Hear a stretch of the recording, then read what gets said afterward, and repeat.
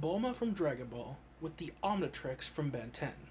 Now, depending on which version we're giving her, sure, you say finalize Omnitrix, but it really differs on whether we're giving her the aliens from Ben 10 or if her Omnitrix is filled with Dragon Ball aliens.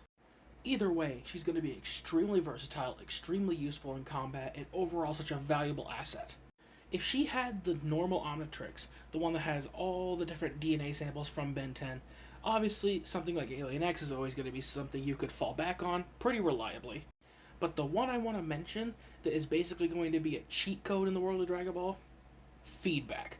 Feedback's energy manipulation is basically a shoo-in in a world like Dragon Ball that uses ki and energy attacks as damn near their primary source of combat. Sure, a lot of Dragon Ball characters do use close quarters fighting, but when it comes to their big attacks, they're almost entirely energy based. Basically meaning, unless it comes to a close quarters fight, feedback is always going to be a reliable source to deal with most enemies Dragon Ball has to offer.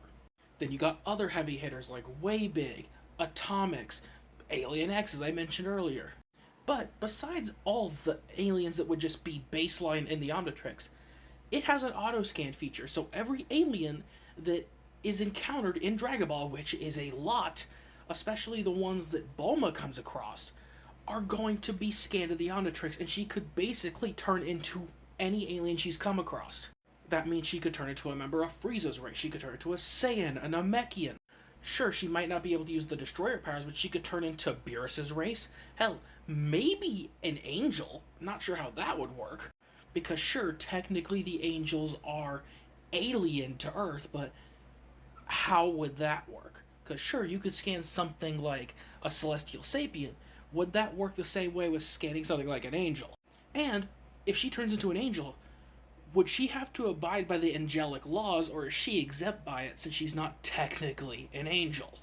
Plus, with all the versatility and just overall powers that she could get, especially since the Omnitrix turns you into the peak version of any species you turn into, she's going to be an insanely good training partner, she's going to be an extremely valuable asset on the battlefield, and when you combine the overall stats that she'd get and powers with her insane intelligence, she might even be more feared than the likes of Goku and Vegeta.